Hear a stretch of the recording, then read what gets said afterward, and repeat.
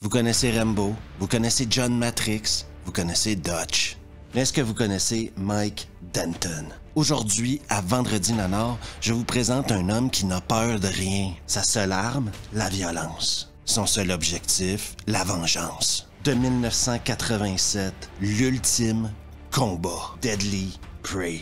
Et ça commence maintenant.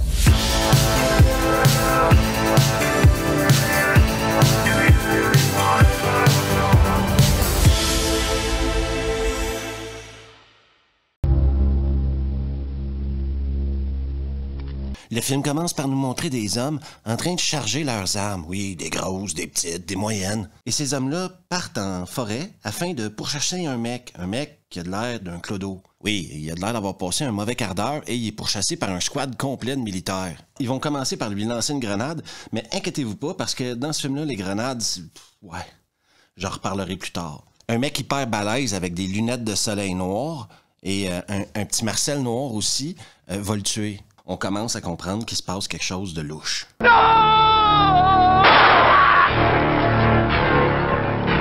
Eh bien oui, il s'agit d'une unité de mercenaires à 40 km de Los Angeles, ça aussi, ça méritera d'être exploré plus tard, qui s'entraînent en pourchassant des gens qui kidnappent dans la forêt. Et justement, afin de trouver des participants à leur petit jeu, ils se promènent dans les banlieues de Los Angeles et chopent des mecs en plein jour. Et c'est la mauvaise journée pour Mike Denton d'aller sortir ses poubelles à cette heure-là parce qu'ils vont tomber sur lui. Et comme il y a un mulet blanc, ils n'auront pas le choix de le kidnapper. Merci beaucoup. On rencontre maintenant le financier de l'opération et le colonel. Le colonel a un rôle important dans ce film-là. Hein? Portez attention. Il faut du temps pour obtenir le meilleur de ces hommes. 1 mois. À l'issue de cette période, je veux que cette opération soit totalement au point. À l'extérieur, on prépare la chasse à Mike. Mike, stylé quand même, mulet blond, corps bien huilé et short en jeans.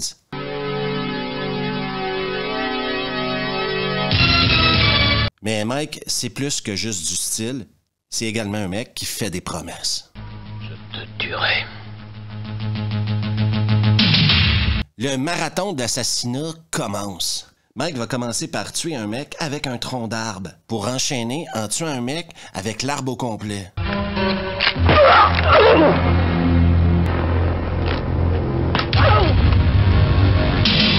Prend une pause afin de se camoufler un peu, va choper un mec et l'interroger. Okay? Et on va apprendre que Mike connaît le colonel en question. Sauf que pour la petite balance, ça finit mal. Mike, il n'y a pas de pitié pour les balances. Comment s'appelle-t-il? Hogan, colonel. John Hogan. Je me suis engagé aujourd'hui. T'as eu tort, mon vieux.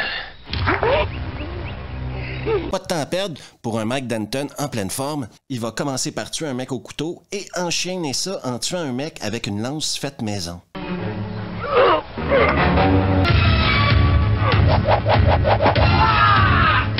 Maintenant que son couteau a goûté au sang, Mike ne peut plus s'arrêter. Je pense même qu'il commence à aimer ça. Crève. En pleine panique, les mercenaires vont aller chercher le colonel. Et là, le colonel se pointe, il voit 2 corps par terre et il sait tout de suite que c'est Mike Denton qui a tué ces gars-là. Oui, il y a juste un mec qui peut tuer des mecs comme ça et c'est Mike Denton. Je connais ce style. Denton. Mike Denton. Inquiète, la femme de Mike, au lieu d'appeler les flics, va appeler son père, un policier retraité, qui lui non plus n'appellera pas la police, va décider de s'en occuper perso. Le beau-père de Mike part donc à sa recherche. Bon, il n'y a pas de temps à perdre. Je t'adore, papa. Mais inquiétez-vous pas pour Mike, qui est toujours dans la forêt en train de tuer des glands. Oui, on ne s'aventure pas près de l'eau quand Mike Denton est dans un périmètre de 5 km. Et on fait vachement gaffe où on marche, OK? Parce que Mike Denton peut être n'importe où. Mike Denton est partout et nulle part en même temps.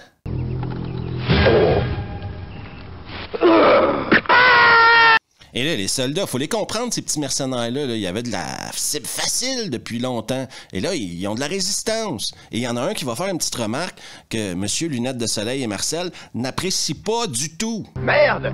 C'est le monde à l'envers, c'est lui qui nous chasse. Ferme ta gueule. Si vous n'avez pas encore compris, tout ce qui touche les mains de Mike Denton devient une arme meurtrière. Salut toi! Savais-tu que chaque jour, un nanar sombre dans l'oubli?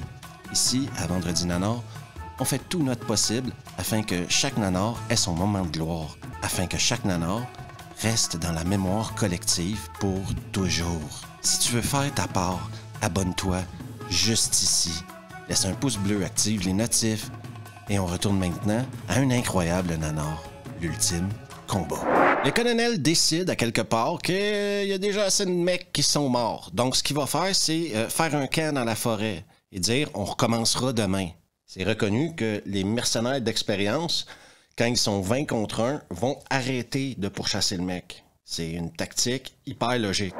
Pour Mike, c'est l'heure de casser la croûte et il n'y a rien comme un bon vieux ver de terre pour remplir un trou. Et je vous confirme que selon ce que j'ai lu, il s'agit d'un vrai ver de terre.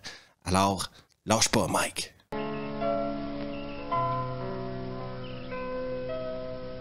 Le ventre plein et sous le couvert de la nuit, Mike va se faufiler dans le camp ennemi. Il va se rendre à la tente du colonel et aller lui expliquer 2-3 choses. Du genre, c'est fini. Tu te casses maintenant, sinon je te tue. Je vous dis parce que ça a de l'importance pour plus tard, Mike aurait dû le tuer. C'est fini, Hogan. Renvoie tes hommes et retourne d'où tu viens. C'est tout ce qui te reste à faire. Au petit matin, le colonel, lui, a pris ça un peu perso que Mike se rende jusqu'à lui et décide quand même de continuer à pourchasser Mike. On va quand même pas abandonner après avoir seulement perdu une quinzaine de mecs. Et Mike, lui, ingénieux comme il est, il va trouver le moyen de tuer des mecs avec un éboulement de pierre.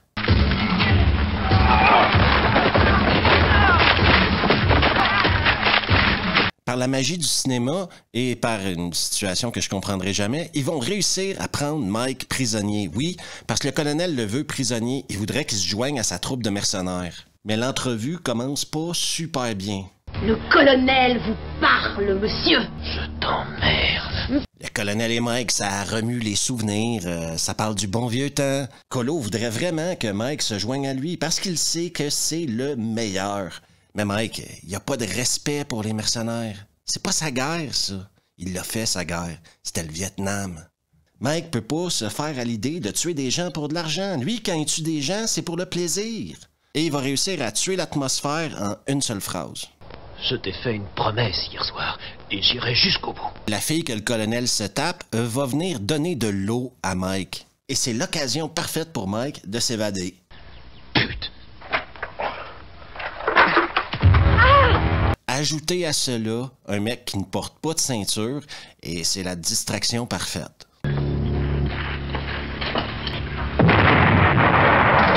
Même un tank ne peut pas arrêter Mike, son mulet et son short en jeans.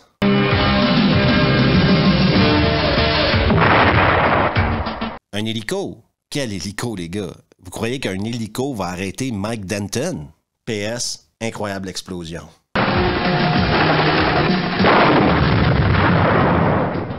Bon, je vous parlais des grenades plus tôt dans ce film, et les grenades dans ce film-là, c'est des pétards mouillés. Oui, c'est totalement des pétards mouillés. Ça tue personne et ça sert absolument à rien, sauf à pousser le mec 1 mètre plus loin. J'en ai vu des films d'action et j'ai jamais vu des grenades servir autant à rien que dans Deadly Prey.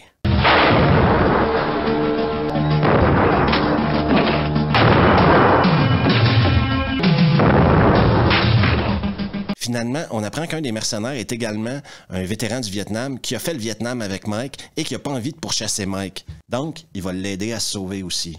Finalement, Mike se sauve. Tu m'as sauvé la vie au Vietnam. Comme ça, on est quitte. Vous vous souvenez du beau-père de Mike? Eh bien, il va finir par trouver le mec qui finance tout ce petit bordel-là, aller le voir et lui donner un monologue. Oui, un monologue épique sur la justice sociale, pour ensuite le tuer. Fumier comme vous mène des vies de milliardaires, alors que les pauvres mènent des vies de cons. Crains, ordure. D'ailleurs, le beau-père de Mike, joué par Cameron Mitchell, un acteur épique des films de série B, a certaines des meilleures répliques du film. Ami ou ennemi? Je suis un ami. Tu es un menteur. Alors que Mike est rentré tranquillement chez lui, sans aller voir les flics, bien sûr, le colonel, lui, à sa base, va traverser le point de non-retour. Premièrement, il va kidnapper la femme de Mike. Et ensuite, il va la violer. Oui, une scène de viol. Ça met vraiment dans un film, ça... Ils vont capturer le beau-père de Mike et le tuer. Mais avant de le tuer, il va voir sa fille. Et sa fille, pour le réconforter, elle va lui dire ça. Il m'a violée, pas.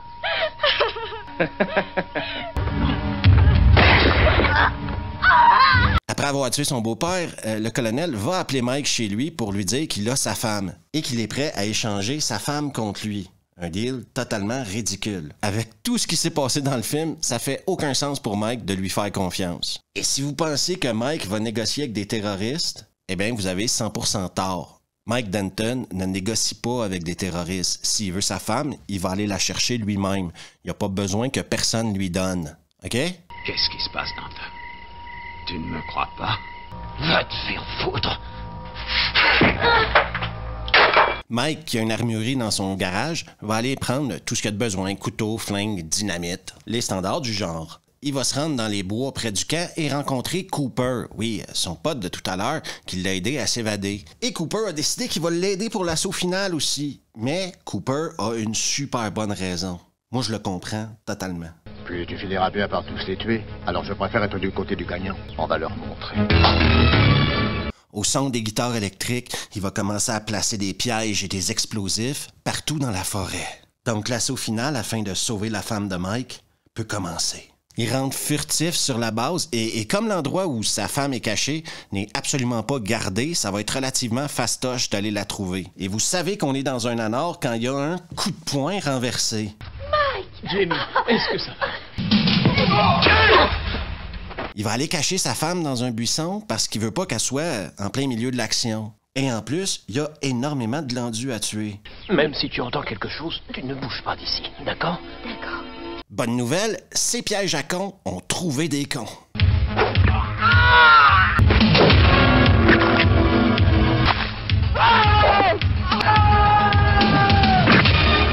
Et les gagnants du tir synchronisé en 1987, ces 4 mecs-là.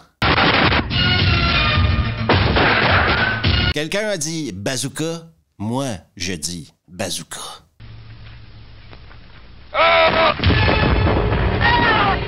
Le second du colonel, le mec avec le marcel noir et les lunettes de soleil, va trouver la femme de Mike et l'amener au colonel.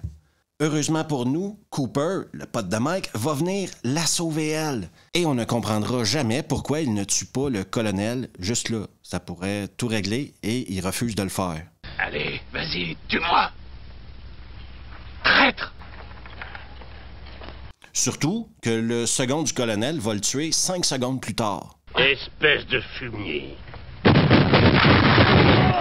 Et il va pas juste tuer Cooper, le second du colonel, parce que ce film-là est pas assez sombre encore. Eh bien, il va tuer la femme de Mike qui a déjà été violée plus tôt. Eh bien là, elle va crever. Putain!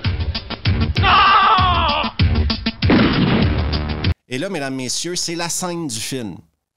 Vous attendez depuis le début pour cette scène-là, j'en suis certain. Mike va entrer dans une rage de berserk à quelque part. Une rage qu'on peut juste définir comme pouvoir, quoi. Parce que rendu là, quand t'es dans ce niveau de rage-là, t'es un super-héros, quoi. Il va sortir sa machette, OK? Et là, je prends mon temps parce que c'est une scène qui se savoure. Machette à la main, il va se lancer sur Monsieur Marcel et il va lui couper un bras sans que les balles le touchent.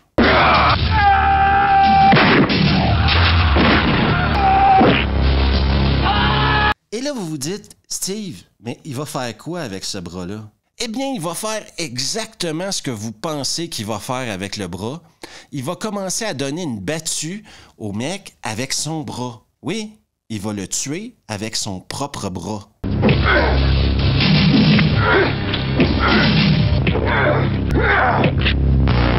Toujours enragé, il va même le scalper. Il va arriver face au colonel, lancer le scalp de son second, le regarder droit dans les yeux et lui dire de se foutre à poil. Sincèrement, si t'as jamais vu le film, t'as aucune idée d'où ça s'en va, cette histoire-là. Enlève ta chemise avant que je ne te découpe en morceaux. Tes chaussures. Mais Mike Denton va lancer la chasse au colonel. Ouais, il va lui dire « Cours, c'est à mon tour de te chasser ». Et c'est la fin de l'ultime combat. Est-ce que ce film-là est une copie de Rambo 2 et Commando? Oui, absolument. C'est une pâle copie, mais ça reste une tentative de copie. Il n'y a absolument rien d'original à part la fin. C'est pas tous les jours qu'à revue on a la chance de voir un mec tuer un autre mec avec son bras. Oui, tu coupes le bras, c'est une chose. Tu le tues avec, c'est un exploit. Mais soyons honnêtes, n'est pas Stallone et n'est pas Schwarzenegger qui veut.